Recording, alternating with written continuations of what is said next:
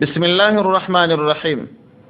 یو ورور پوښتنه کړې ده چې د جمعې د ورځې 2 خطبې په دې منځ کې چې امام کښیني ځینې خلک لاسونه پورته کوي دعا کوي، دغه دعا سته او که یا؟ د دغه ورور د پوښتنې په جواب کې باید ووایم چې د پیغمبر صلی الله علیه وسلم څخه یو روایت دی.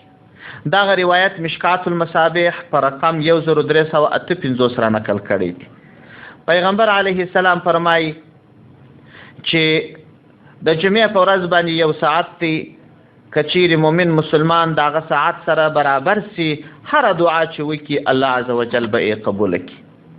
ابي برده رضی الله عنه فرمایي، هغه ابي برده بن ابي موسی فرمایي چې ما د نبی علیه السلام څخه اورېدلی دي چې نبی علیه السلام دغه ساعت ښولی دي: هي ما بین ان یجلس الامام الى ان تقضي الصلاه، دا هغه مهال دی چې امام کښیني تر هغه مهاله چې لمونځ ادا کیږي.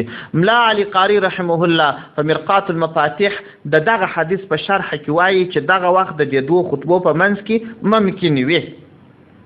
خو په هر صورت دعا په دغه وخت کې که څوک وکړي ممانعت نشته ورباندې.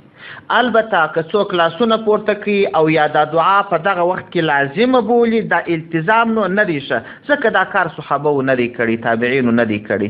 که مطلق دعا کوي د دعا دپاره منع نشته، دعا دې وکړي، ځکه دغه وخت د دعا د قبلېدو پیغمبر علیه السلام یاد کړی دی.